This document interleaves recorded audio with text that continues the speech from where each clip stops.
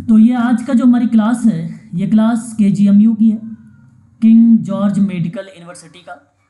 और मैं बातचीत कर रहा हूँ आप लोगों से आज यूनिट नंबर 7 के अंतर्गत कुछ मॉक टेस्ट या कुछ MCQs। आगामी परीक्षा KGMU की या UGC नेट की परीक्षाओं में यहाँ से सवाल आप लोगों को देखने को मिल सकता है।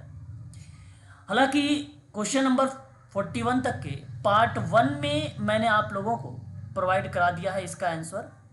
आज हम लोग देखेंगे पार्ट 2, मेडिकल लाइन से संबंधित है ये आज की पेपर। तो पहला सवाल, भारतीय मानसिक स्वास्थ्य परिषद की स्थापना कब हुई थी? भारतीय मानसिक परिषद की स्थापना, भारतीय मानसिक स्वास्थ्य परिषद की स्थापना। देखिए ऑप्शन में बेसिकली यहाँ पे गलत ऑप्शन लिखा गया है, ठीक है। और इसका जो ऑप्शन होना चाहिए था वर्ष 1953, 1953, ठीक है। तो किसी विकल्प में नहीं लिखा हुआ है। इस प्रश्न का सही विकल्प जो होगा 1953 होगा, ठीक है। भारतीय मानसिक स्वास्थ्य परिषद की स्थापना 1953 में एक मनोचिकित्सक के द्वारा की गई थी, ठीक है। और इसी संदर्भ में आप लोगों को मैं बता देता हूँ कुछ मेन जो पॉइंट्स हैं जिसकी स्थापना के संदर्भ में बात की जाती है, जहाँ परामर्श के साथ साथ लोगों की मदद भी की जाती है और दवाओं के इस्तेमाल करके लोगों को समाज की मुख्य धारा से जोड़ने का प्रयास भी किया जाता है। तो कुछ इम्पॉर्टेंट फैक्ट है, आप उसे देखे रहिएगा, आगामी परीक्षा के लिए इम्पॉर्टेंट रहेगा आप सबके लिए। जैसे भारत में मानसिक स्वास्थ्य संगठन कौन कौन से हैं, है ना। भारत में मानसिक स्वास्थ्य, ठीक है, कौन कौन से शामिल हैं या इसके अंतर्गत रखे गए हैं, ये चीज़ें ध्यान में रखेंगे। एक फर्स्ट नंबर पे आता है भारतीय मनोरोग सोसाइटी, ठीक है, भारतीय मनोरोग सोसाइटी, ठीक है। और इसका अगर पूछता है वर्ष कि इसकी स्थापना कब की गई थी भारतीय मनोरोग सोसाइटी का, तो आप वर्ष बताइएगा 1947, 7 जनवरी 1947 को, है ना। और मनोचिकित्सा को बढ़ावा देना, मानसिक स्वास्थ्य में सुधार करना, इस सोसाइटी की स्थापना की गई थी इसी के संदर्भ में। दूसरा एक आता है अखिल भारतीय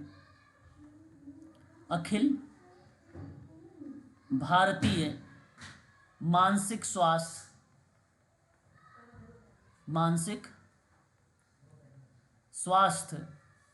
संस्थान, दूसरा इंपॉर्टेंट फैक्ट है। और इसकी स्थापना का अगर वर्ष पूछता है तो आप सभी लोग बताइएगा 1954 में स्थापित किया गया। और यही संस्थान अखिल भारतीय मानसिक स्वास्थ्य संस्थान के अंतर्गत ही अगर हम बात करते हैं तो सन 1974 में 1974, ठीक है, 1974 में राष्ट्रीय मानसिक स्वास्थ्य एवं तंत्रिका विज्ञान संस्थान बन गया, एवं तंत्रिका विज्ञान संस्थान बन गया, ठीक है। ये दूसरा इम्पॉर्टेंट फैक्ट है। और उसके बाद अगर हम बात करते हैं तो एक पॉइंट और आता है नीचे, राष्ट्रीय मानसिक स्वास्थ्य कार्यक्रम की स्थापना कब हुई? राष्ट्रीय मानसिक, ठीक है, स्वास्थ्य कार्यक्रम की स्थापना कब की गई थी या शुरुआत कब किया गया था? तो 1982 में शुरू किया गया था। और यह कार्यक्रम देश के अपर्याप्त मानसिक स्वास्थ्य बुनियादी जो ढांचे हैं उनकी समस्याओं के समाधान के लिए बेसिकली ये राष्ट्रीय मानसिक स्वास्थ्य कार्यक्रम को बनाया गया था, ठीक है। आगे हम बात करते हैं एक और पॉइंट को लेकर, जिला मानसिक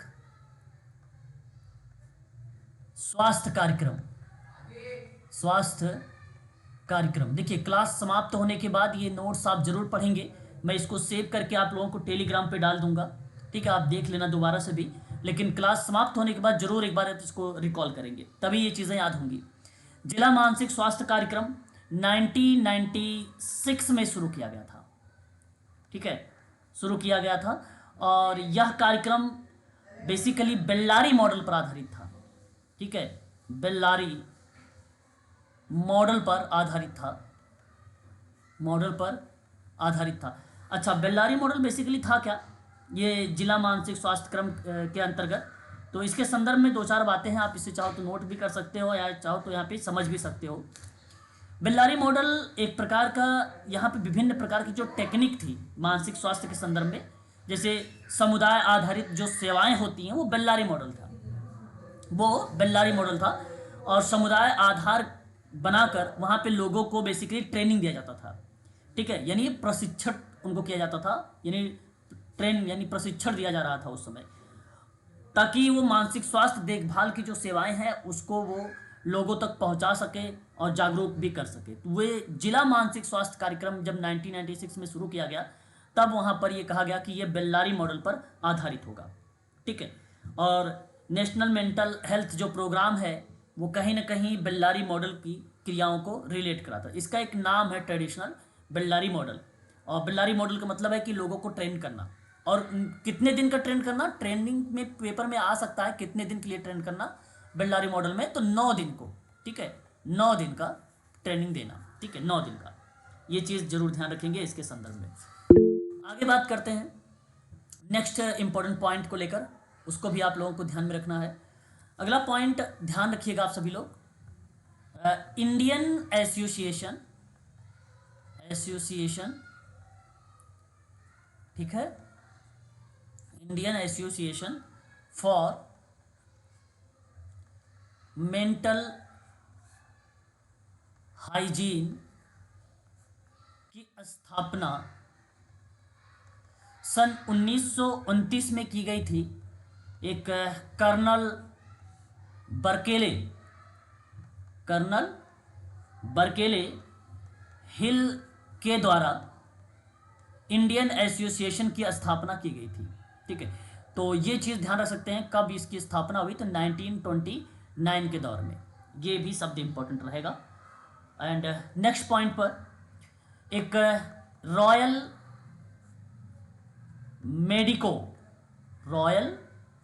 मेडिको साइकोलॉजिकल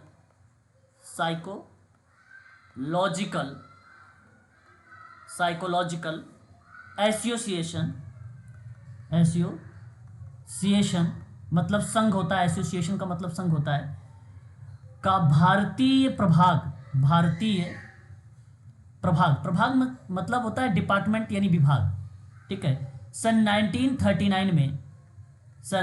1939 में स्थापित हुआ, ठीक है, ये स्थापित हुआ तथा 1947 तक कार्यरत रहा, ठीक है, अब ये नहीं है। तो इस संदर्भ में अगर परीक्षा में सवाल पूछा जाए कि रॉयल मेडिको साइकोलॉजिकल जो एसोसिएशन है भारतीय विभाग का, वो कब स्थापित हुआ और कब तक चला, तो ये डेट आप चाहो तो यहाँ से ध्यान में रख सकते हो, ठीक है।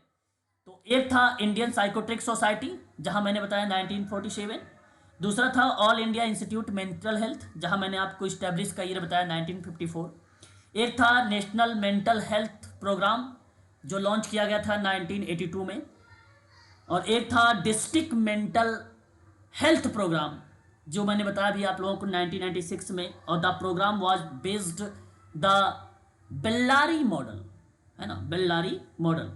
उसके अलावा मैंने अभी आपको ऊपर बताया the Indian association for mental hygiene, जो बेसिकली कॉल बर्किले हिल के द्वारा स्थापित किया गया था 1929 में, और अभी the Indian division of the royal medico psychological association was formed in 1939, और फंक्शन अनटिल करके आप लिख सकते हो कि 1947, कि ये बेसिकली चलाया गया 1947 तक। तो ये कुछ इंपॉर्टेंट तथ्य रहेंगे आप सभी लोगों के लिए जो परीक्षा के दृष्टिकोण से इंपॉर्टेंट के रूप में देखे जाएंगे। तो प्लीज़ आप सभी लोग इस पॉइंट को जरूर ध्यान में रखेंगे। और एक और पॉइंट अभी मैं हाल के बता रहा हूँ, करंट अफेयर से संबंधित है थोड़ा सा। भारत सरकार ने, यहाँ एक नोट करके लिख सकते हैं, भारत सरकार ने 2022 में राष्ट्रीय राष्ट्रीय टेली मानसिक स्वास्थ्य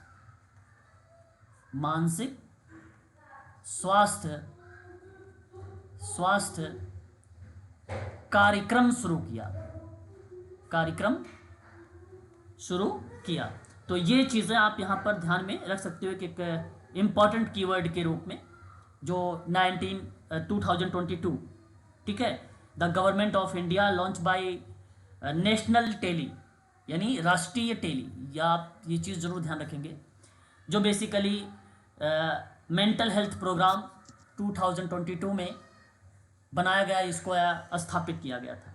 तो ये शब्द आप लोग थोड़ा सा ध्यान रखेंगे इसके संदर्भ में, ये हाल ही की बात है, ठीक है। तो इस प्रश्न का जो विकल्प हो रहा था, हालांकि ऑप्शन में था नहीं, लेकिन अब परीक्षा में पूछा जाए कि भारतीय मानसिक स्वास्थ्य परिषद, तो आप लोग 1953 का वर्ष जरूर लगाइएगा, और बहुत ही इंपॉर्टेंट पॉइंट है ये, ठीक है। आते हैं क्वेश्चन नंबर 43 में। क्या मेरी आवाज़ वगैरह स्पष्ट है? एक बार क्लियर करिएगा आप सभी लोग, क्या जी सर। स्पष्ट? जी सर। चलिए आगे बढ़ते हैं, अगले सवाल की तरफ रुख करेंगे। और अगला सवाल आपके सामने, एक अनुमान के अनुसार प्रत्येक वर्ष 2 मिलियन व्यक्ति मोतियाबिंद के कारण दृष्टिहीन हो जाते हैं। अकॉर्डिंग टू, अगर हम बात करते हैं अनुमान के अकॉर्डिंग, यानी estimate, according to an estimate 2 million people become blind every year due to, एक प्रकार से बताया जा रहा है रीजन के रूप में, मोतियाबिंद के रूप में, ठीक है। तो कहने का मतलब ये क्या बात सही है? एक अनुमान आया, एक डेटा आया, जहां बताया गया कि 2 मिलियन व्यक्ति मोतियाबिंद के कारण दृष्टिहीन होते हैं। क्या इस बात से आप सहमत हैं? क्या ये बात सत्य लग रही है आप लोगों को? एक डेटा आया होगा सर, ऑप्शन सी आएगा। देखिए, मैं अभी आप नहीं सर, ऑप्शन डी आएगा। मैं आपको बताता हूं। देखिए, दुनिया भर में मोतियाबिंद की वजह से हर साल लाखों लोग दृष्टिहीन हो जाते हैं। पहले बात को समझिएगा, है ना, लाखों लोग दृष्टिहीन हो जाते हैं, और मोतियाबिंद दुनिया भर के अंधेपन का सबसे बड़ा कारण है, सबसे बड़ा कारण है। 2020 में एक डेटा आया था, आप उस डेटा के आधार पे यहाँ पे कुछ चीज़ों को रिलेट करा सकते हैं, ठीक है, क्वेश्चन नंबर 43 में, ठीक है। तो इसमें यह आया था डेटा के आधार पे 2020 में कि मोतियाबिंद के कारण होने वाले लोगों की जो संख्या है वो 13.4 मिलियन है ना। अब ये डेटा आपको गूगल में भी मिल जाएगा, और जो बच्चे अभी BSW कर रहे हैं फर्स्ट सेमेस्टर वाली इग्नू से, उनकी किताबों में भी आपको ये डेटा मिल जाएगा, 13.4 मिलियन, ये 2020 के डेटा में। अब 2025 में आप एग्जाम देने जा रहे हो, तो कहा गया कि एक अनुमान के अनुसार प्रत्येक वर्ष, ठीक है, 2 मिलियन व्यक्ति मोतियाबिंद के कारण बेसिकली होते हैं, और अंधे होने वाले लोगों की जो संख्या दर्शाई गई थी वो 13.4 मिलियन दर्शाई गई थी, है ना। अब वहीं WHO, वर्ल्ड हेल्थ ऑर्गेनाइजेशन भी एक कहता है एक बात, कि दुनिया भर में अंधेपन के लगभग 51, देखो WHO, ये सभी फैक्ट दे रहा हूं मैं आप लोगों को, WHO के मुताबिक बताया गया कि दुनिया भर के अंधेपन लगभग 51%, 51 मतलब 51% मामले मोतियाबिंद की वजह से है। ये बात WHO कहा है। मोतियाबिंद के कारण में डायबिटीज हो सकता है, ज़्यादा धूप में रहना भी हो सकता है मोतियाबिंद, हाई ब्लड प्रेशर अगर किसी को है तो भी मोतियाबिंद हो सकता है, मोटापा है मोतियाबिंद हो सकता है, आंखों में चोट लगना या सूजन का होना वो भी मोतियाबिंद का कारण बन सकता है, ठीक है। कई ऐसे रीज़न है, एक दो नहीं, कई ऐसे रीजंस दर्शाए गए हैं। तो अब अनुमान में ये बात नहीं कही गई ना कि 2020 में कहा गया या WHO ने कहा गया, ठीक है, ऐसा कुछ नहीं बताया गया। तो प्रत्येक वर्ष के आधार पर ये बातें दर्शाई गई है कि 2 मिलियन व्यक्ति मोतियाबिंद के कारण दृष्टिहीन हो जाते हैं, और ये बात बेसिकली सही है। और मोतियाबिंद के कारण ही देखो यहां पे दिया है कि दृष्टिहीनता का प्रमुख कारण भी है, क्या आप बता सकते हो कि ये जो मोतियाबिंद का कारण यहाँ पर बताया जा रहा है और ऊपर बेसिकली ये भी बताया जा रहा है कि एक नंबर के आधार पे कि 2 मिलियन व्यक्ति जो है मोतियाबिंद के कारण दृष्टिहीन हो जाते हैं, क्या ये कारण है मोतियाबिंद दृष्टिहीनता का कारण? यदि है तो इसकी सही व्याख्या कर रहा है, यदि नहीं होता तो व्याख्या नहीं कर रहा है। क्या विकल्प ए सही होना चाहिए या विकल्प सी सही होना चाहिए? बोलिए। Sir C. नहीं, सी तो गलत। Sir B sir, B sir, B. B भी गलत है सर। अरे व्याख्या ये होगा सर। हाँ ये होगा व्याख्या तो कर रहा है ना, मोतियाबिंद ही दृष्टिहीनता का कारण है, दृष्टिहीनता का कारण है। मोतियाबिंद के कुछ कारण भी मैंने बताया है आपको भी। मोतियाबिंद के कारण क्या थे? उम्र का बढ़ना, डायबिटीज का होना, ज्यादा शराब पीना, ज्यादा धूप में रहना, मोतियाबिंद के ये सब कारण है। और ये कह सकते हो आप सभी लोग कि सही एक्सप्लेनेशन दे रहा है, अतः ए और आर दोनों सही हैं तथा आर ए की सही व्याख्या भी है। आप सभी लोगों के लिए option number A he correct option होगा। तो इसलिए इस प्रश्न को जरूर ध्यान में रखेंगे। आगे बढ़ते हैं, अगले सवाल की तरफ रुख करेंगे। बहुत ही इंपॉर्टेंट क्वेश्चन, क्वेश्चन नंबर 44। हर एक प्रश्न के पीछे मैं वर्तमान की चीज़ों को भी रिलेट करा रहा हूं, तो इसलिए ये क्वेश्चंस इंपॉर्टेंट बन जाते हैं, जरूर ध्यान रखें। क्वेश्चन नंबर आपके सामने एक तरफ सूची 1 में दिया गया है समिति और संस्थान, दूसरी तरफ दिया गया है संख्या। जिला दृष्टिहीन नियंत्रण समितियां किसको रिलेट कराएंगी? क्वेश्चन नंबर 44 में क्या आप मुझे बता सकते हैं? प्लीज एक बार आप सभी लोग बताएं कि जिला दृष्टिहीनता नियंत्रण समितियां की संख्या कितनी है? तो आप 11। 500 मैक्सिमम हो सकती है सर, 512। 512 बिल्कुल सही बात, बिल्कुल करेक्ट जवाब है ये। तो राष्ट्रीय दृष्टिहीनता नियंत्रण एक कार्यक्रम चलाया गया था और मैंने लास्ट टाइम में बताया भी था आप लोगों को क्वेश्चन में 1979 में। ठीक है, याद रखा करें, ये पॉइंट इंपॉर्टेंट है। इसका मकसद था कि अंधेपन की दर जो होती है उसको कम करना था, ये इसका एक अहम रोल था। ठीक है, वहीं अगर हम आपसे बात करते हैं क्षेत्रीय नेत्र विज्ञान संस्थानों की संख्या कितनी दर्शाई गई होगी? कितनी संख्या सर प्लीज? सर 166। नहीं, यह सही विकल्प के रूप में अगर हम लोग बात करेंगे तो आप सभी लोगों को बता दूं मैं कि 11 सर 11। 11 है ना, 11। तो इस आधार पे अगर आप चल रहे हो, देखो जैसे ऑप्शन नंबर सेकंड में देखिए कि जिला दृष्टिहीन नियंत्रण समिति के परिप्रेक्ष्य में 512, क्षेत्र के आधार पे रीजन के आधार पे जो बताया गया नेत्र विज्ञान संस्थान वो 11। तो ये वाला ऑप्शन सही जा रहा है अभी, बाकी आपके गलत हो चुके हैं। और राज्य नेत्र की बात कर, अब स्टेट लेवल पे आ जाइए, अब स्टेट लेवल पर आ जाइए। तो स्टेट आधार पे क्या बन जाएगा? 19। और सरकारी नेत्र बैंक के दृष्टिकोण से अगर हम लोग बात करेंगे तो 166। तो और ये विकल्प जो ऑप्शन नंबर सेकंड वाला है ना, ये राइट है आपका, ये सही विकल्प है ऑप्शन नंबर बी। ठीक है, ये ऑप्शन आपका सही है। क्वेश्चन नंबर 45 में देखिए, राष्ट्रीय अस्थि दिव्यांग या विकलांग संस्थान ने निम्नलिखित में से किन विशेषीकृत सेवाओं का विकास किया था? ये आपके सामने सवाल है क्वेश्चन नंबर 45। क्या ऑप्शन होना चाहिए please? Question sir option B. B sir. देखिए, मैं आपको 4 जिला अस्थि या राष्ट्रीय अस्थि, अस्थि का मतलब होता है आर्थोपेडिक, आर्थोपेडिक है ना। तो राष्ट्रीय अस्थि दिव्यांग एक संस्थान है जो बेसिकली सामाजिक न्याय और अधिकारिता मंत्रालय के दिव्यांगता मामलों के विभाग के अंतर्गत एक स्वायत्त निकाय के दृष्टिकोण में देखने को मिलता भी है और ये आता भी है उसी के अंदर, है ना। अब राष्ट्रीय दृष्टि दिव्यांग संस्थान की बात करते तो वो देहरादून की बात बन जाती, वहां क्रियाएं बेसिकली दृष्टिबाधित लोगों से बन जाता। लेकिन अस्थि से, अस्थि का मतलब हड्डी समझ सकते हैं आप। तो पोर्टफोलियो एक सिंड्रोम होता है, पोर्टफोलियो एक सिंड्रोम होता है। ये सिंड्रोम वगैरह मैं एक्स्ट्रा क्लास में आपको प्रोवाइड करूंगा, है ना। पोस्ट पोलियो सिंड्रोम वर्तमान में PPS के नाम से जाना जाता है इसको, है ना। पोस्ट पोलियो सिंड्रोम इसको कहा जाता है। और मैं आपको बता दूं, इसलिए यहां पे इसके उपचार के लिए बेसिकली जीवन की गुणवत्ता में सुधार करना, जीवन की गुणवत्ता में ही सुधार करना इसका ट्रीटमेंट है पोर्टफोलियो सिंड्रोम या पोस्ट पोलियो सिंड्रोम का। अब इस कंडीशन में ना लोगों को जागरूक करके ही उस समाज की मुख्य धारा से जोड़ा जा सकता है इस प्रक्रिया में। तो ये अस्थि दिव्यांग संस्थान के अंतर्गत सेवाओं का विकास किया गया है, इसके बारे में जिक्र किया गया था, इसलिए ये पार्ट आपका सही है। दूसरा एक आता है मांसपेशी डिस्ट्रॉफी, इसको हम लोग बोलते हैं मस्कुलर डिस्ट्रॉफी भी। मांसपेशियों को कमजोर करना और नुकसान पहुंचाने वाली एक प्रकार की बीमारी होती है, उसको हम लोग मेडिकल लाइन में बोलते हैं मस्कुलर डिस्ट्रॉफी, है ना, मेडिकल लाइन में, ठीक है।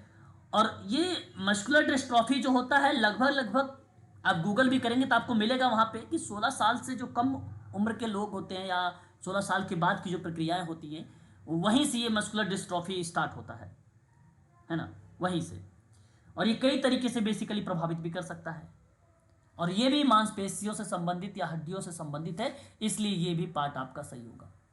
अस्थि दिव्यांगता उत्पन्न करने वाले जन्मजात कुछ दशाएं होती हैं। मैंने आपको बताया भी है कि जो कंडीशंस होता है उसमें हम मॉडिफाई केवल कर सकते हैं, परिवर्तन कर सकते हैं, उसको हम पूर्ण रूप से ठीक नहीं कर सकते। जैसे सीपी का बच्चा है, सेरेब्रल पॉलिसी का बच्चा है, ठीक है, और उसके अंदर मान लीजिए पैराप्लीजिया है या मोनोप्लीजिया है या हेमीप्लीजिया है, तो उस संदर्भ में हम ये बात कह सकते हैं कि बच्चा जन्मजात होगा। तो उस जन्मजात वाली प्रक्रिया को दशा बोली जाती है, और दशा को इंग्लिश में कंडीशन कहा जाता है। तो अस्थि दिव्यांग उत्पन्न करने वाली जन्मजात दशाएं होती हैं, और ये बात सही है। ये जन्मजात होता है, जन्मजात दशाएं होती, कंडीशन होता है, इसमें केवल मॉडिफाई किया जा सकता है, परिवर्तन किया जा सकता है, आप इसे ठीक नहीं कर सकते। लेकिन अगर यहीं पर एमआई जैसे पार्ट होता या जन्म के बाद कोई अस्थि दिव्यांगता के संदर्भ में पार्ट होती, जैसे आप देखो फोर्थ पॉइंट में वही है, हड्डी की क्षति का पार्ट है अस्थि से, लेकिन ये जन्मजात वाला पार्ट नहीं है, ये जन्म के बाद वाला पार्ट है, आप छत पर से गिर गया या उसकी बोन जो है ब्रेक हो गई, है ना, तो वो इसमें मॉडिफाई हो, इसको ठीक कर सकते हैं हम। ये कंडीशन नहीं है, 4 पॉइंट वाला कंडीशन नहीं है, इसको हम ठीक कर सकते हैं, है ना, ठीक कर सकते हैं, मे भी शब्द यूज होता है, ठीक है, याद रखेंगे, हम इसे ठीक कर सकते हैं। तो इस प्रश्न में पूछा यह था केवल कि किन विशेषीकृत सेवाओं का विकास किया गया है, तो यहाँ सभी विशेषीकृत जो सेवाएं हैं इन सभी के बारे में डेवलप बातें की गई थी राष्ट्रीय अस्थि दिव्यांग संस्थान में, और ऑप्शन नंबर आपका डी करेक्ट होगा इस प्रश्न का विकल्प जो होगा वो डी ऑप्शन आपका करेक्ट माना जाएगा। सवाल समझ में आया कि नहीं समझ में आया, बताओ। नहीं समझ में आया अगेन पूछो, दोबारा बताऊंगा आप लोगों को, बताइए एक बार, क्या ये आपको सवाल समझ में आया? NIOH की बात करें या ONOHI की अगर हम बात करते हैं तो उस संदर्भ में मैं आप लोगों से बता रहा हूं, इस चीज को जरूर ध्यान रखेंगे। क्वेश्चन नंबर देखिए, राष्ट्रीय मानसिक विकलांग संस्थान है ये, है ना, राष्ट्रीय मानसिक विकलांग संस्थान है, किस मंत्रालय के अधीन स्वायत्त है ये, स्वायत्त संस्था के रूप में किस मंत्रालय के तहत, जरा ऑप्शन बताइए प्लीज, क्या सर ऑप्शन बी। बी वैज्ञानिक और प्रौद्योगिकी मंत्रालय, सी है स्वास्थ्य एवं कल्याण मंत्रालय है बी, और एक है कल्याण मंत्रालय, उपरोक्त में से कोई नहीं। सही विकल्प क्वेश्चन नंबर 46 का जो जाएगा वो डी विकल्प होगा। राष्ट्रीय मानसिक स्वास्थ्य संस्थान की स्थापना जानते हैं किस मंत्रालय के द्वारा किया गया था? एक स्वायत्त संस्था है, किस मंत्रालय के अंतर्गत किया था? मैं आपको कई बार बता चुका हूं, है कि नहीं? सामाजिक न्याय एवं अधिकारिता मंत्रालय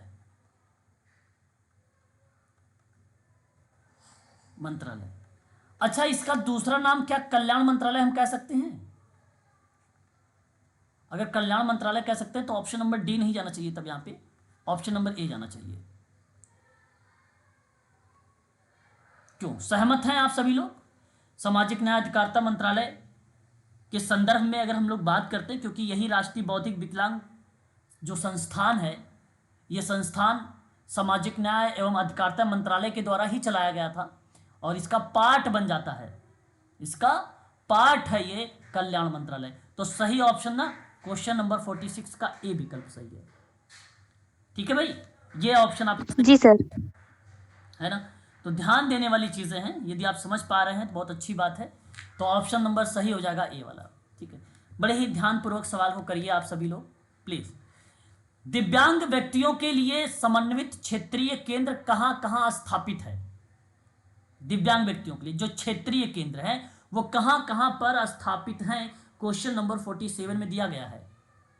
तो देखो, श्रीनगर में, जम्मू कश्मीर में भी है, लखनऊ में भी है, भोपाल में भी है, गुवाहाटी में भी है, जयपुर में भी है। क्या आप सभी लोग लगा सकते हैं ऑप्शन नंबर डी, दिव्यांग व्यक्तियों की संस्था? या हर जगह पे यहाँ पे है, जो जो ऑप्शन में लिखा गया है उन सभी की बात मैं कर रहा हूं।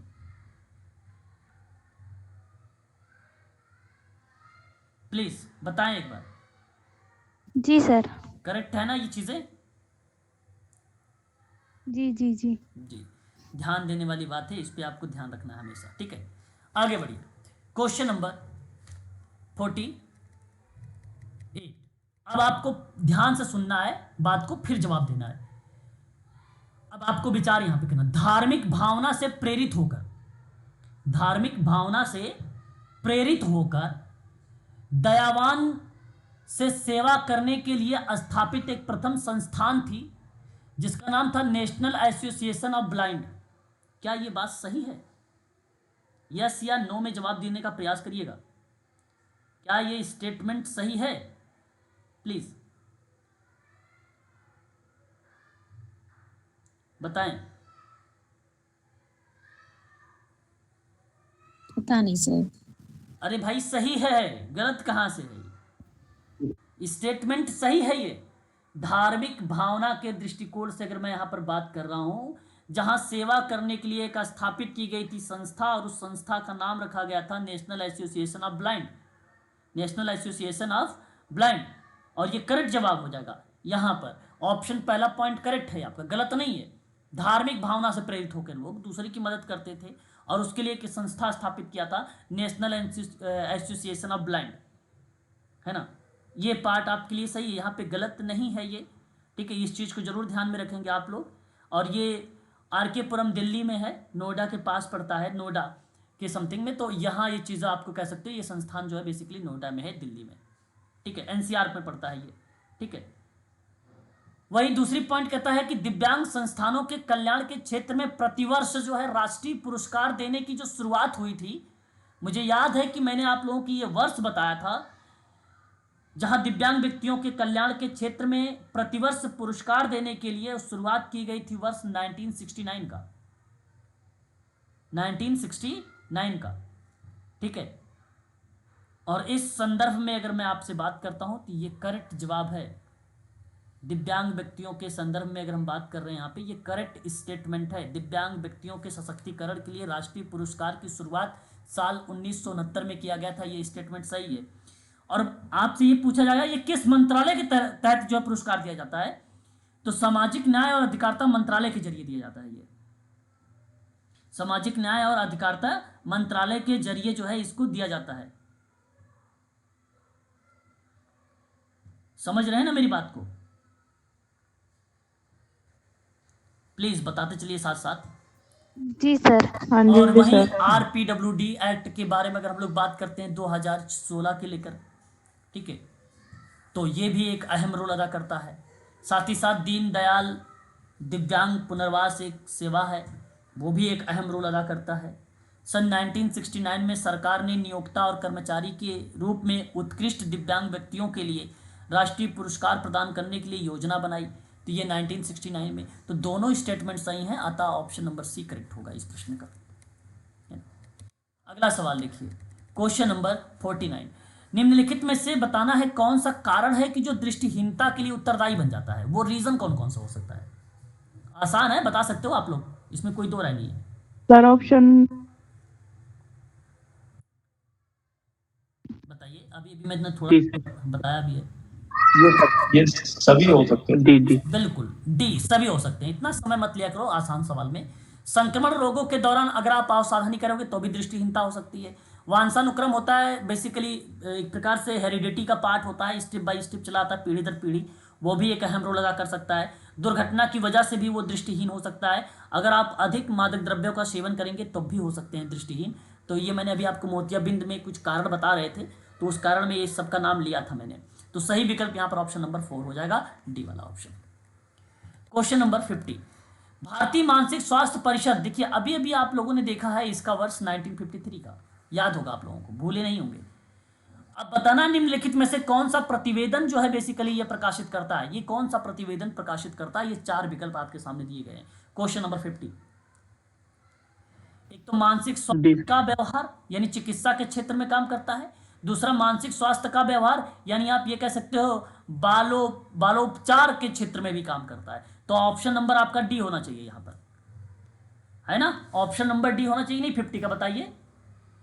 जी सर। हाँ, तो ये पार्ट आप लोगों का करेक्ट माना जाएगा। यहाँ पर भारत में मानसिक स्वास्थ्य सेवा के विकास को लेकर अगर हम बात करते हैं तो विभिन्न प्रकार की क्रियाएं चलाई गई हैं ट्रीटमेंट के लिए, और ये बात करेक्ट है, ठीक है। तो सही विकल्प हो जाएगा option number D. Question number 51 कहता है मानसिक स्वास्थ्य भारतीय मानसिक स्वास्थ्य परिषद किस वर्ष भारतीय मानसिक स्वास्थ्य और मानव संबंध संस्था को अपने मातहत कर लिया, यानी वो कौन से वर्ष में था जहां भारतीय मानसिक स्वास्थ्य और मानव संबंध संस्थान के रूप में ये अपने अंदर कर लिया, या नाम एक प्रकार से परिवर्तित हो गया। वह वर्ष आपको दर्शाना है इसके अंतर्गत, वह वर्ष आप लोगों को दर्शाना है। भारतीय मानसिक स्वास्थ्य परिषद ने किसी भी संस्थान को अपने अधीन नहीं लिया है, ठीक है, ये बात जरूर ध्यान रखिएगा इसके संदर्भ में।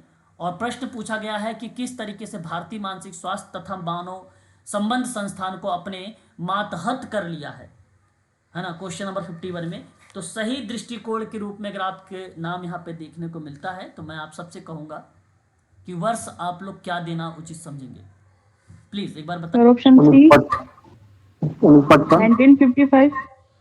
1955, ओके। और भी कोई बच्चा जो बता सकते हो। Indian mental health council take over the institute of mental health and human relation.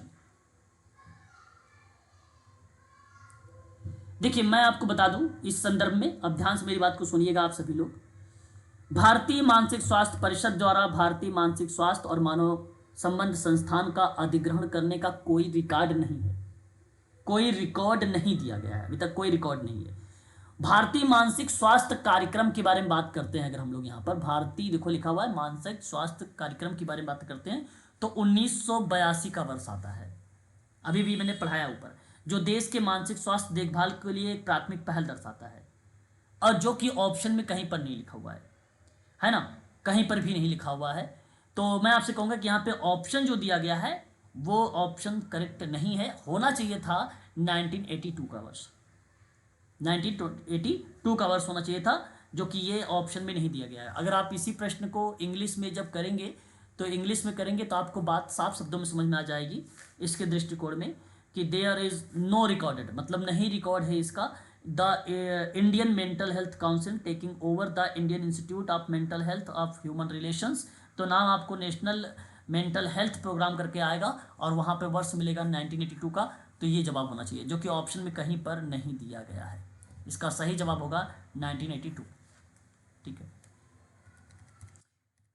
आगे बात करते हैं क्वेश्चन नंबर 52 को। एक तरफ संस्थान है, दूसरी तरफ स्थापना का वर्ष दिया गया है। अखिल भारतीय मानसिक संस्थान है ये लिखा हुआ, बता सकते हैं इसका सही सुमेलन कहां पर होगा। 52 का सही सुमेलित का पार्ट कौन सा माना जाएगा, प्लीज एक बार आप लोग इस प्रश्न को बताएं। 1954। 54। इस संदर्भ में आपका कहने का जो आशय है, आपने जो यहाँ पे वर्ष बताने का प्रयास किया है 1954 का, और ये करेक्ट जवाब दिया है।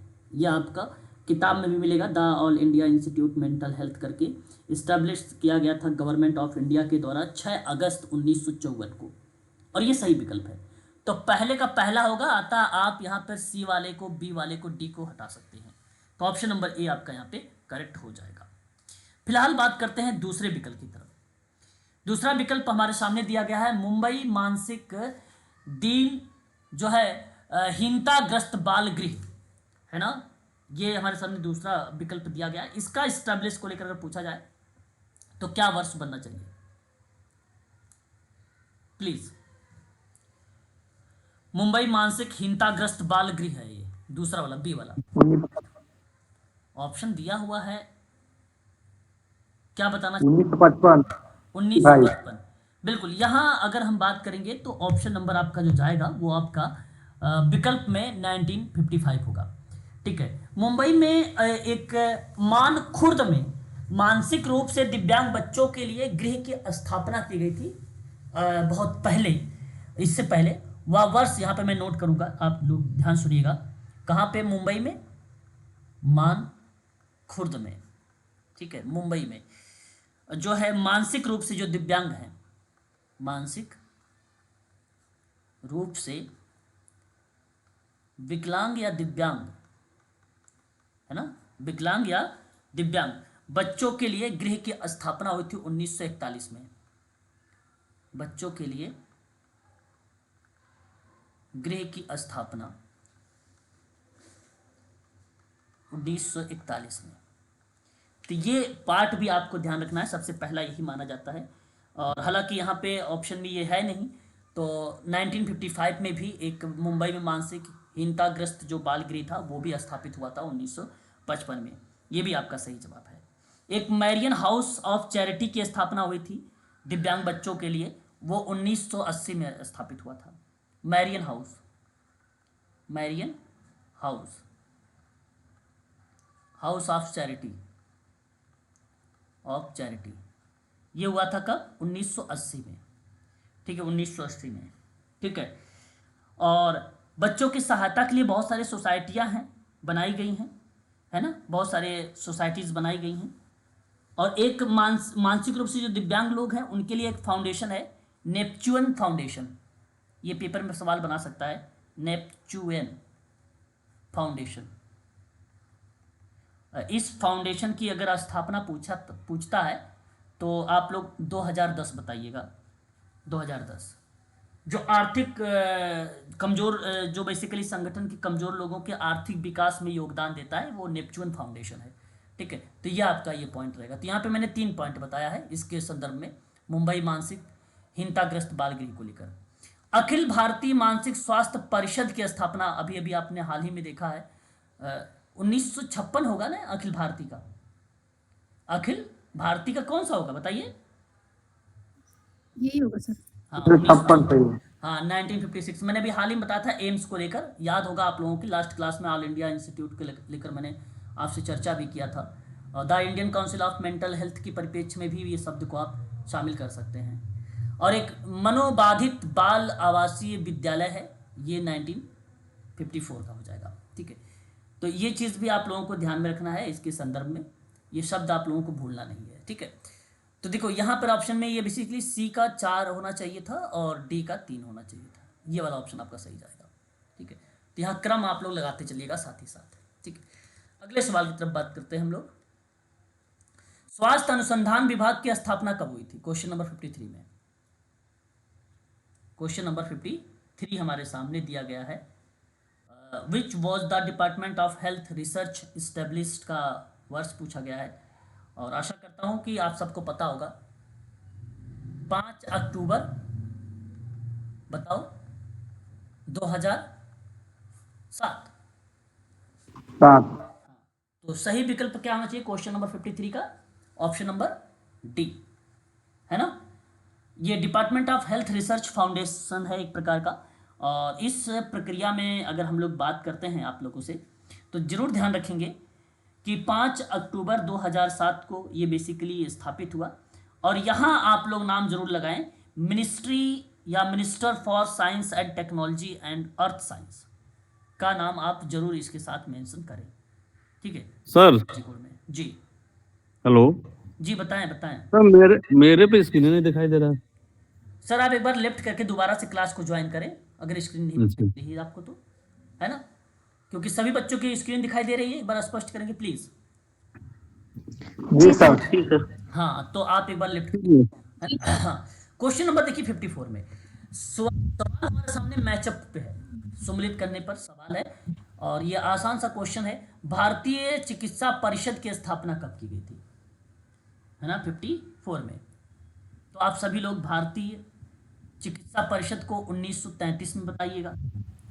स्वास्थ्य अनुसंधान विभाग की अगर हम लोग बात करते हैं तो 2007 बताइएगा। अभी भी बताया ऊपर 5 अक्टूबर 2007, अभी ऊपर का सवाल में लिखा हुआ है ना, ऊपर के सवाल में। भारतीय अनुसंधान निधि है, यानी फंड है, और इसका संगठन 1911 में हुआ है। भारतीय चिकित्सा अनुसंधान परिषद 1949 में हुआ है।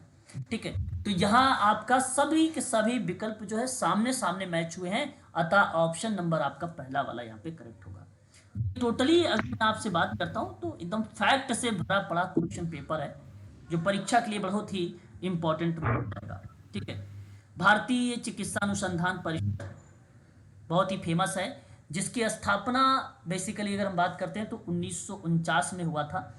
भारत की स्वतंत्रता मिलने के बाद बेसिकली पहले इसको IRFA का नाम बदलकर अब इसको ICMR कर दिया गया है ना। और ICMR का मतलब सिंपल है, the Indian council of medical research, ये नाम दर्शाया गया है।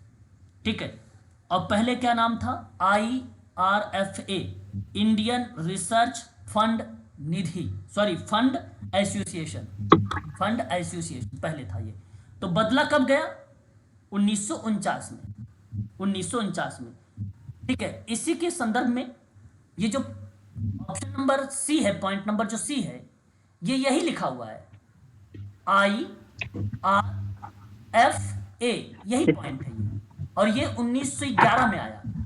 जो दूसरा डी वाले में लिखा हुआ है ICMR है, ये 1949 में आया। अब ये बात को समझिए, दोनों बात एक है, दोनों अलग अलग नहीं है, दोनों एक हैं, दोनों एक ही हैं। तो 1911 में भारतीय अनुसंधान निधि संघ के रूप में इसकी स्थापना हुई, और स्वतंत्रता मिलने के बाद इसका नाम बदल दिया गया, ICMR कर दिया गया। प्रजनन नियंत्रण, मातृ एवं शिशु स्वास्थ्य, पोषण संबंधी विकार, पर्यावरण एवं व्यावसायिक स्वास्थ्य, कैंसर रोग, हृदय रोग, मधुमेह जैसे जो भी गैर संचारी रोग हैं, उन सभी चीजों को रखा गया इसमें। और इसका मुख्यालय जानते हैं कहां पर है, न्यू दिल्ली, हाँ, न्यू दिल्ली में। तो ये चीज जरूर ध्यान रखना है। क्वेश्चन नंबर, निम्नलिखित कथनों पर विचार करना है। अब आपके विचार मुझे देखना है कि आप किस तरीके से विचार कर रहे हैं और पॉइंट को यहाँ पे सही करना चाह रहे हैं।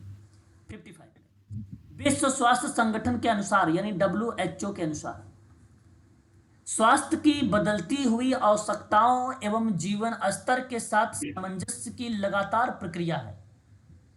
क्वेश्चन नंबर 55 में देखो, WHO ने स्वास्थ्य की बदलती हुई आवश्यकताएं, जो संबंध में आज की समस्या वगैरह के रूप में आती है, तो आज की जो नीड है वो, और जीवन स्तर के साथ सामंजस्य लगातार प्रक्रिया के रूप में बदल रही है, या लगातार सामंजस्य के रूप में अपने कार्य कर रही है। ये WHO के अकॉर्डिंग बात बताया गया है। तो ये स्टेटमेंट आपकी सही है जी। फिर आगे क्या कहता है कि स्वास्थ्य पूर्णता शारीरिक, मानसिक और सामाजिक तंदुरुस्ती की स्थिति केवल रोग और अपंगता के अभाव नहीं है। क्यों भाई, ये आदर्शवादियों के द्वारा बताया गया है, परंतु मैं आपसे कहूंगा कि ये जो दूसरा विकल्प है, ये स्टेटमेंट गलत लिखा हुआ है ना। शारीरिक और मानसिक स्वास्थ्य में तंदुरुस्ती की स्थिति के संदर्भ में यहाँ पर एक शब्द लिखा, केवल रोग या अपंगता के अभाव ही नहीं है, इसके संदर्भ में और भी रोग हैं। परंतु मैं बता दूं, इसकी ये बात बताई जा रही है, WHO ने ये बात ऊपर वाली बताई, बात सही है, लेकिन आदर्शवादियों ने ये कहीं नहीं बोला है, जो है सेकंड वाले विकल्प में। तो इसलिए केवल पहला सही जाएगा इस प्रश्न का जवाब 55 का, ये आपका सही ऑप्शन के रूप में रिप्रेजेंट होगा। ठीक उसी तरीके से ऑक्सफोर्ड शब्दकोश में बताया गया कि स्वास्थ्य मानसिक और शारीरिक दृढ़ता की वह अवस्था है जिनके कारण शरीर के कार्य समय पर एवं प्रभावी रूप से निष्पादित होते हैं। ये स्टेटमेंट ऑक्सफोर्ड शब्दावली में सही बात के रूप में दर्शाई गई है क्वेश्चन नंबर 56 में। दूसरा, स्वास्थ्य विज्ञानी वेबस्टर के अकॉर्डिंग क्या कहा जा रहा है कि स्वस्थ शरीर, मस्तिष्क, आत्मा से सुदृढ़ विशेषकर शारीरिक रोगों और दर्द से मुक्त होने की अवस्था भी बताई गई है। तो स्वास्थ्य विज्ञानी व्यवस्था के अकॉर्डिंग ये भी बताया गया। तो यहाँ दोनों सही होगा। ये बेसिकली जो ऑप्शन नंबर सी है, पहला और दूसरा, ये ऑप्शन दोनों सत्य जवाब हैं। ये दोनों कथन सही लिखे हुए हैं। ठीक है, इस सवाल में क्वेश्चन नंबर 57 से लेकर 58 से देखेंगे। 57 में कहा गया ए, यानी आप यहाँ पे कह सकते हैं, ये कथन कारण नहीं होगा, ये कथन लिखा है। कथन कहा गया कि स्वास्थ्य रक्षा का अर्थशास्त्र एक संकुल एवं विवादास्पद क्षेत्र है। क्या ऐसा लगता है आप लोगों को कि जो स्वास्थ्य रक्षा है, ये शब्द अर्थशास्त्र एक बेसिकली संकुल और विवादास्पद शब्द है। संकुल का अर्थ जानते हैं क्या होता है? नहीं सर। पूरा, संपूर्ण, जनता, टोटल कर लीजिए संकुल, है ना, टोटल। तो स्वास्थ्य रक्षा का अर्थशास्त्र एक भरा हुआ या पूरा या सारा एवं विवादास्पद क्षेत्र के रूप में जाना जाएगा। तो स्वास्थ्य रक्षा का अर्थशास्त्र भाई, तो ये विवादास्पद का पार्ट हो सकता है क्योंकि चुनौतियां उसमें आती हैं, है ना, इसलिए विवादास्पद का पार्ट हो सकता है। इसलिए ये पॉइंट आपका सही है।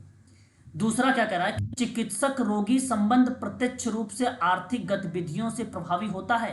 प्रत्यक्ष रूप से बिल्कुल, ये भी प्रभावी है ना, ये भी सत्य है। अब देखिए ध्यान से, ऊपर में स्वास्थ्य रक्षा की बात हुई है जहां चुनौतियां वगैरह के क्षेत्रों को रिलेट कराया गया है।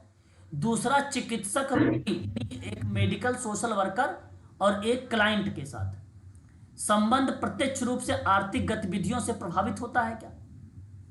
आर्थिक गतिविधियों से प्रभावित होता है क्या? तो ये अपने आप में अलग स्टेटमेंट है, ये अपने आप में अलग स्टेटमेंट है।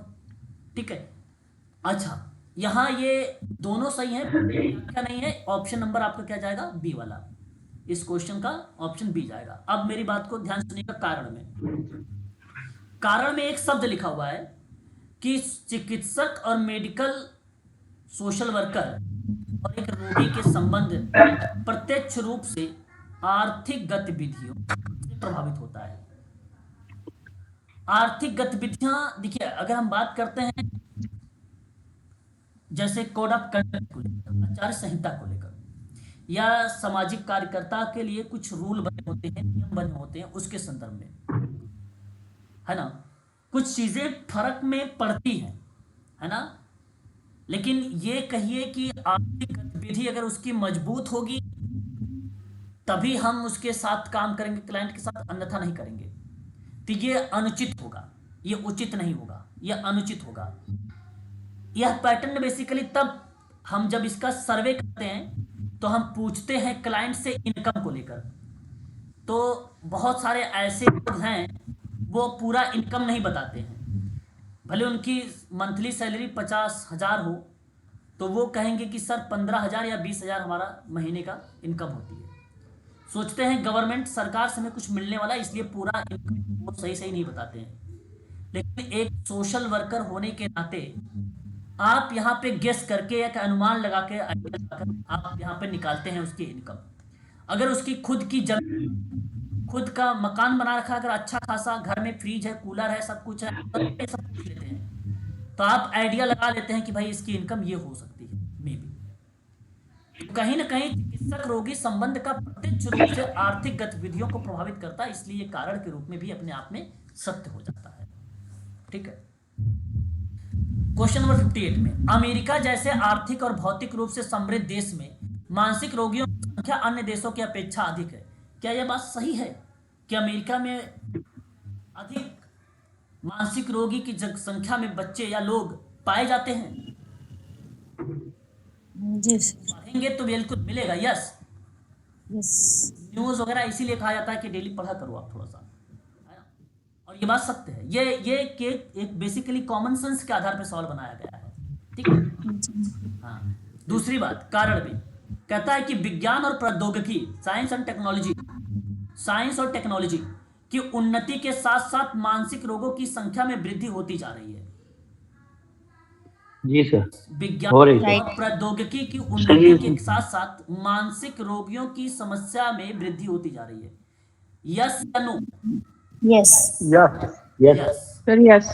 बिल्कुल। और बता सकते हो कैसे? बताइए जरा, कोई बच्चा जरा एक्सप्लेन करे प्लीज, कोई भी। Mobile sir, use of mobiles बिल्कुल बिल्कुल। मैक्सिमम। बहुत बढ़िया एग्जाम्पल दिया आपने, छोटा एग्जाम्पल दिया और सभी लोगों को मालूम है ये सारी चीज़ें।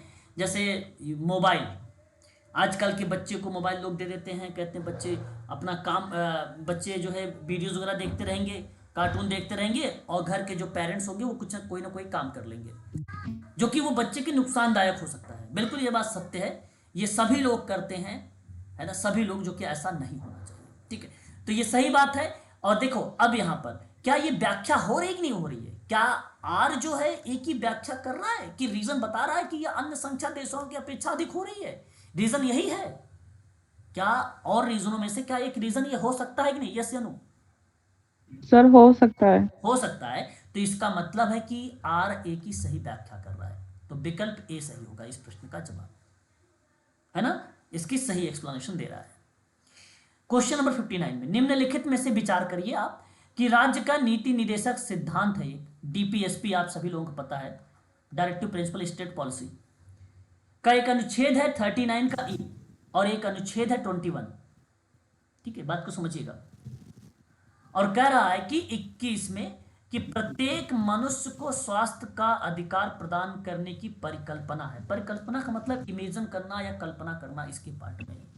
क्या ये बात सत्य लग रही है आपको क्वेश्चन नंबर 59 में? बोलिए। बिल्कुल, ये स्टेटमेंट गलत नहीं है। अगर आप अनुच्छेद 39 और अनुच्छेद 21 पढ़ेंगे तो आपको मिलेगा जीवन और व्यक्तिगत स्वतंत्रता का अधिकार 21 में, और श्रमिकों के स्वास्थ्य से जुड़ा रक्षे के संदर्भ में आपको मिलेगा 39 का ई में। मैं पढ़ा भी चुका हूं, आप देखोगे भी दोबारा से तभी मिल जाएगा।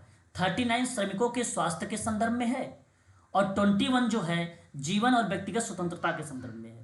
तो इसका मतलब हो गया कि प्रत्येक मनुष्य स्वास्थ्य और अधिकार के प्रदान करने की परिकल्पना करता है, अतः यह पॉइंट सही है, गलत नहीं है।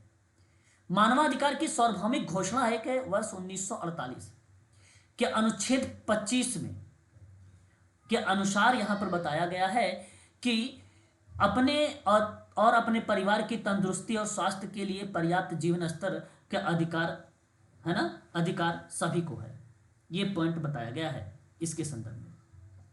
अब सुनिए, यह बात सही है कि मानवाधिकार की सार्वभौमिक घोषणा के मुताबिक हर व्यक्ति को अपने और अपने परिवार के स्वास्थ्य और कल्याण के लिए पर्याप्त जीवन स्तर का अधिकार है, और यह आर्टिकल 25 में कहा गया है, और यह बात सत्य है।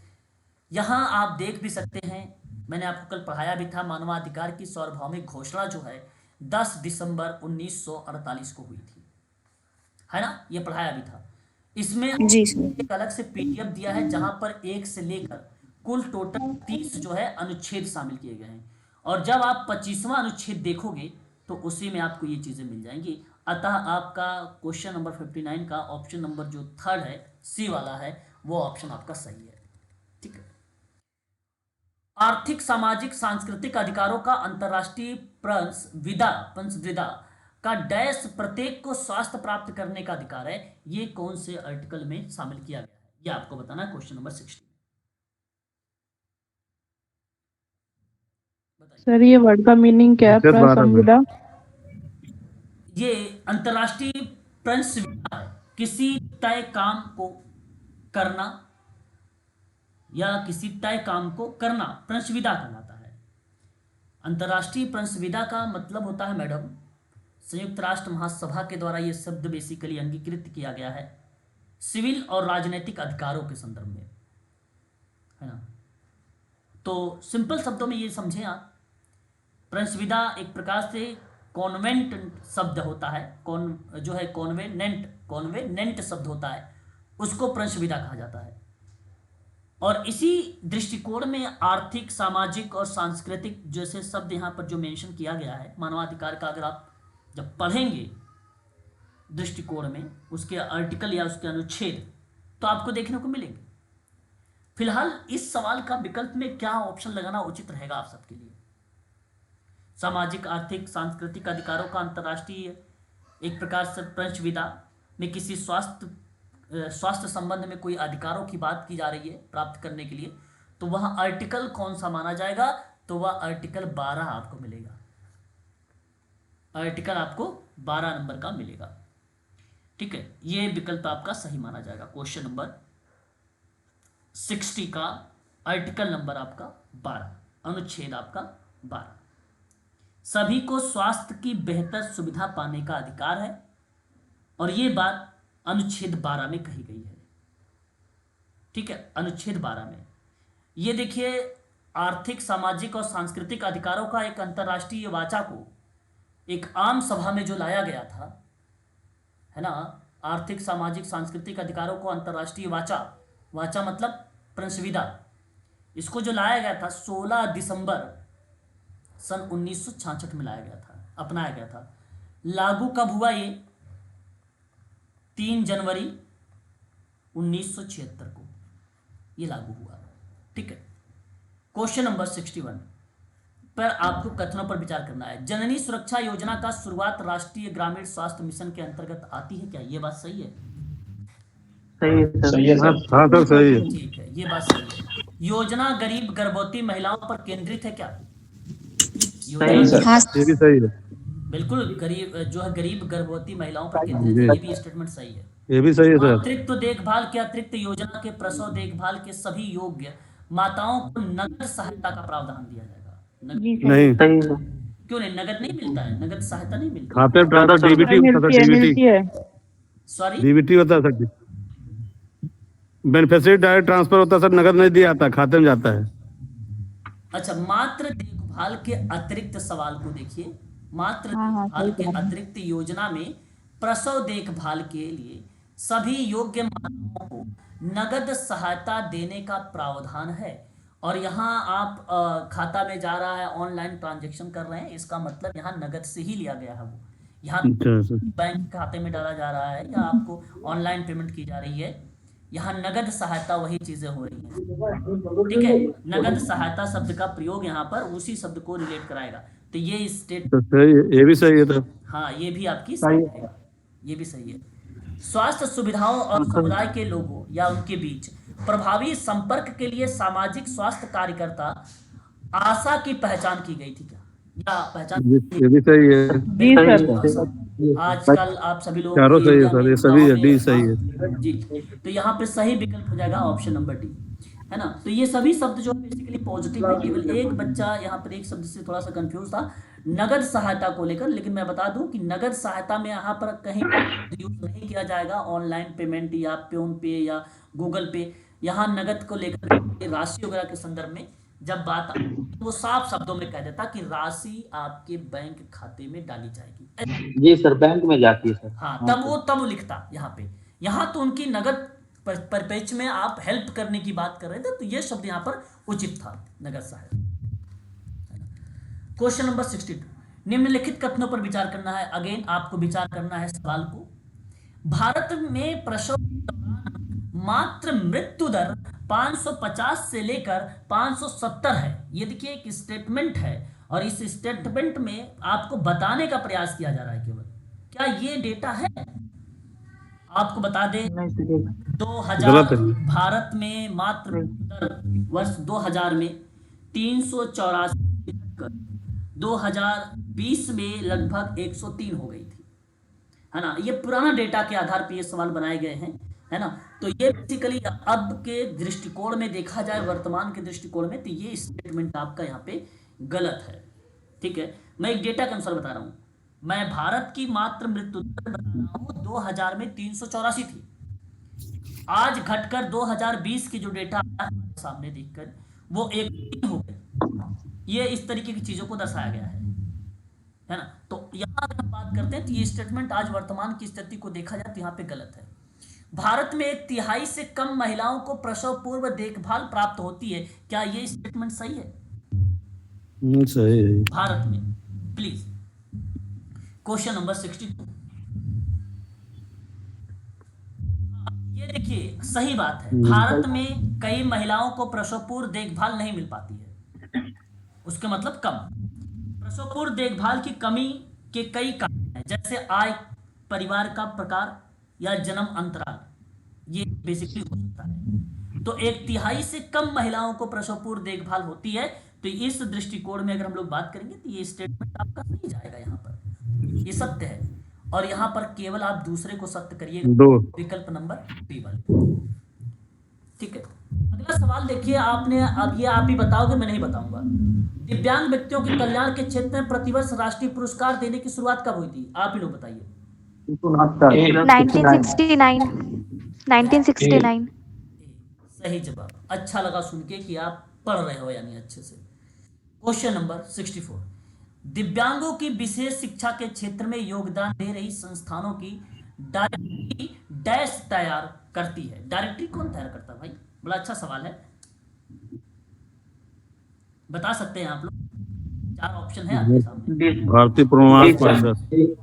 सर ऑप्शन है बिल्कुल, भारतीय पुनर्वास परिषद सही विकल्प होगा।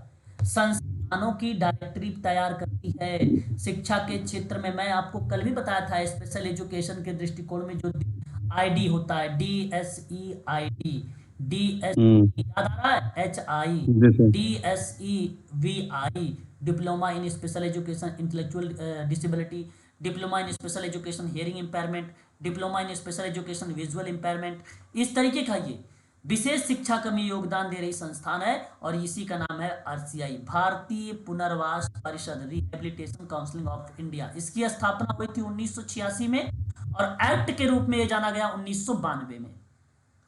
ठीक है, भारतीय पुनर्वास अधिनियम 1992 के नाम से आता है। सही ऑप्शन नंबर ए होगा। क्वेश्चन नंबर 65, राष्ट्रीय फ्लोरोसिस निवारण एवं नियंत्रण कार्यक्रम की शुरुआत किस पंचवर्षीय योजना के दौरान की गई थी? ये क्वेश्चन नंबर आपके सामने है 66। आप शायद पहली बार इस शब्द से रूबरू भी हो रहे हैं। 11वीं पंचवर्षीय योजना थी और 11वीं पंचवर्षीय योजना चलाई गई थी 2008 से लेकर 2009 के बीच में। ठीक है, और एक स्वायत्त संस्था के रूप में जानी गई राष्ट्रीय फ्लोरोसिस निवारण एवं नियंत्रण कार्यक्रम, इसकी शुरुआत 2008 और 9 में हुई थी 11वीं पंचवर्षीय योजना के दौरान में। इस कार्यक्रम का मकसद ये था कि जो प्रभावित राज्य है उन राज्यों में फ्लोरोसिस की रोकथाम करना।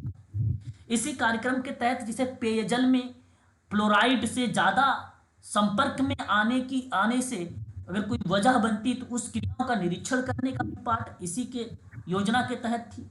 भारत में फ्लोरोसिस एक गंभीर सार्वजनिक स्वास्थ्य समस्या है, ये बात जरूर ध्यान रखेंगे। फ्लोरोसिस एक प्रकार से गंभीर सार्वजनिक स्वास्थ्य समस्या है। अब फ्लोरोसिस से पीड़ित लोगों के लिए ना टूथब्रश पर सिर्फ मटर के दाने के बराबर टूथपेस्ट लगाना पर्याप्त होता है इस रोग में। और फ्लोरोसिस से बचने के लिए अपने बच्चे को ब्रश करने के बाद टूथपेस्ट को निगलने के बजाय थूकना भी सिखाएं ना। ये बहुत इंपॉर्टेंट पार्ट बनता है इस सवाल के संदर्भ में। ठीक है, मेडिकल लाइन का पार्ट है ये, है ना। सारे के सारे ये बेसिकली हेल्थ से संबंधित सवाल हैं जो यूनिट नंबर 7 रिलेट कराता है आपका हॉस्पिटल बीमारी वगैरह से, है ना। परिवार एवं स्वास्थ्य कल्याण मंत्रालय है जो 2010 और 11 वृद्ध की स्वास्थ्य समस्याओं के समाधान के लिए किस नए कार्यक्रम की शुरुआत की थी? ये सवाल आपके सामने है, वो कार्यक्रम बताना है आपको 2010 और 11 में। Sir option D. Option D question number 66 का। ओके, बिल्कुल सही जवाब राष्ट्रीय वृद्ध स्वास्थ्य देखभाल कार्यक्रम है। स्वास्थ्य एवं परिवार कल्याण मंत्रालय ने साल 2010 और 11 में इसको स्टार्ट किया था। स्वास्थ्य समस्याओं के समाधान के लिए राष्ट्रीय वृद्ध जन स्वास्थ्य देखभाल कार्यक्रम की शुरुआत की गई थी। वृद्ध लोगों की बेहतर और सस्ती स्वास्थ्य देखभाल सेवाएं प्रोवाइड कराने के संदर्भ में यह योजना या यह कार्यक्रम आया था। तो सही विकल्प ऑप्शन नंबर डी होगा। ठीक है, तो आज के लिए बस इतना ही रखिए। अभी इसी लिंक पर आप लोगों की एक क्लास और चलेगी जो UGC नेट की क्लास रहेगी। यूनिट नंबर 2 आप सबके लिए है यहाँ पर। ठीक है, काफ़ी इंपॉर्टेंट क्लास वो भी रहेगी जो आपके आगामी परीक्षा में भी मदद करेगी। ठीक है, तो बने रहिएगा, 15 मिनट का ब्रेक दे रहा हूं मैं आप लोगों के लिए। 7:05 पर मैं क्लास स्टार्ट करूंगा, ठीक है, इसी लिंक पर।